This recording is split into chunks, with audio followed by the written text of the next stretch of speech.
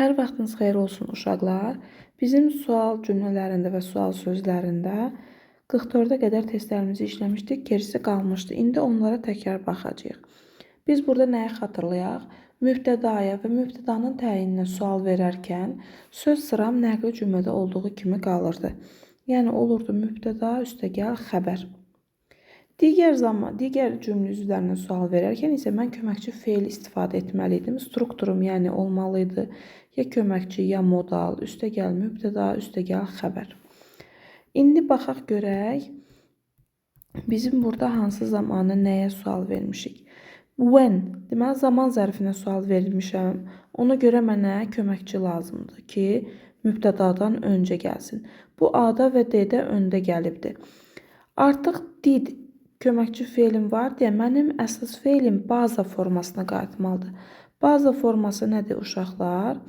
Bu məstərdən, məstər hissəciyini atandan sonra yerdə qalan nədirsə, bu mənim bazamdır. Mənə baza formasında işlənən xəbər lazımdır. Bu da D bəndidir. 46.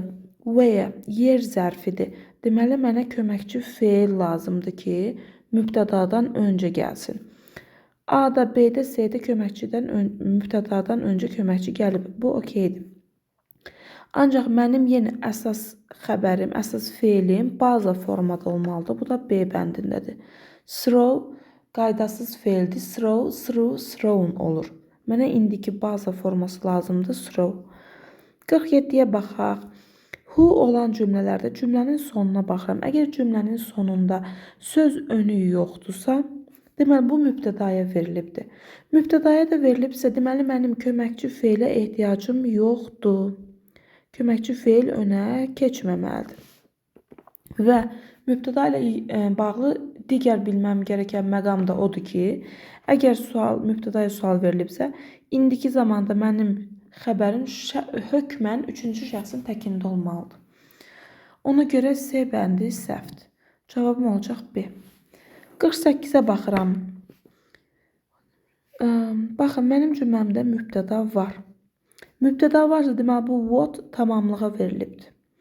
Əgər tamamlığa sual vermişəmsə, mənim köməkçiyə ehtiyacım var. Ki, mübtədadan öncə gəlsin. Burada öncə gəlməyibdir. Burada da əsas feili önə keçirdibdir. Belə olmaz. Mübtəda köməkçi önə keçməliydi. İndi yenə diddən sonra mənim əsas xəbərim, əsas feilim baza formada olmalıydı. Ona görə D variantı düzdür. Baxaq 49-a. How, necə? Tərzi hərəkətə sual verirəm. Deməli, mənim köməkçiyə ehtiyacım var. Hansı ki, o mübtədadan öncə gəlməlidir. Yəni, köməkçi var, amma mübtədadan öncə deyil. Ona görə bu mənim üçün səhvdir. İndi digər 3 variantda baxıram. Köməkçidən sonra əsas feilim baza formada gəlməlidir. A, düzdür. Digər ikisi səhvdir. 50. Yer zərfinə sual vermişəm. Köməkçiyə ehtiyacım var.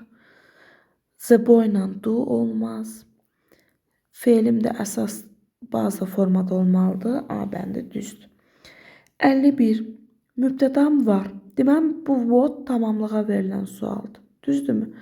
Tamamlığa sual vermişəmsə, mənim köməkçiyə ehtiyacım var ki, mübtədadan öncə gəlsin. Əsas feilim də baza formada olsun.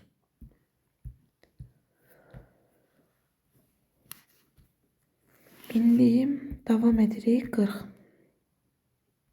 Üzr istəyirəm, 52.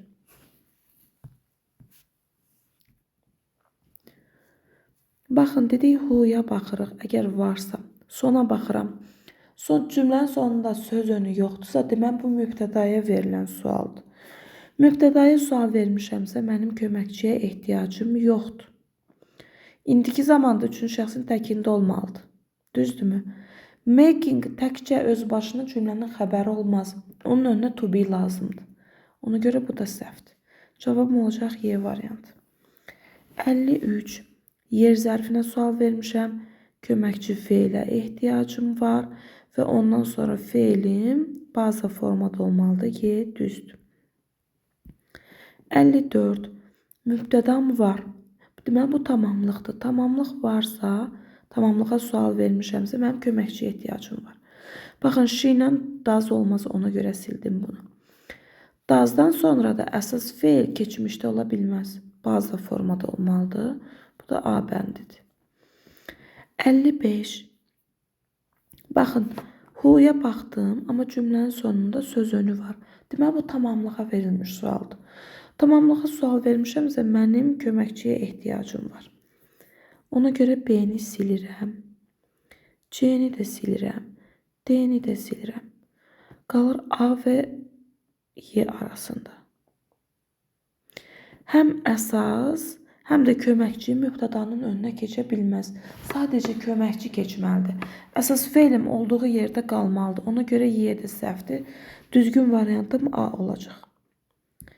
58-ə baxırıq. Yenə cümlənin sonunda söz önü var. Deməli, mən tamamlığa sual vermişəm. Deməli, mənə köməkçi lazımdır. Qaldım B və Y arasında. Yenə mənim əsas feilim önə keçə bilməz, olduğu yerdə qalmalıdır. Ona görə B düzdür. 57. Mənim cümlədə mübtədam varsa, deməli bu tamamlığın təyinidir. Əgər mübtədanın təyini olsaydı, birbaşa mübtədanın önündə gələrdi. Tamamlığın önündə gəldiyi üçün tamamlığın təyininə sual vermişəm. Köməkçiyə ehtiyacım var. A-nı silirəm. Y-ni silirəm. C-ni silirəm. D-ni niyə silirəm? Çünki əsas feili də önə keçirdibdir. Bu səhvdir.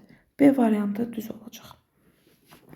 Bu iki də testi də işləyim uşaqlar. Artıq səsim çatmır. Deməli, 58-ə baxırıq. Ayrı-ayrı təhlil eləyəcəyik sualları. Have you ever taken part in Olympic Stars? Have you ever? Bu qalsın. Baxın, do-dan sonra ing-li feil verə bilmərəm. Baza formasında olmalıydı. B səhv. C düz. How do your parents go to work? Does vermişəmsə, burada she reads olmaz. Daha doğrusu does vermişəmsə deyəndə ki, does'ı hər bir halda verməliyəm.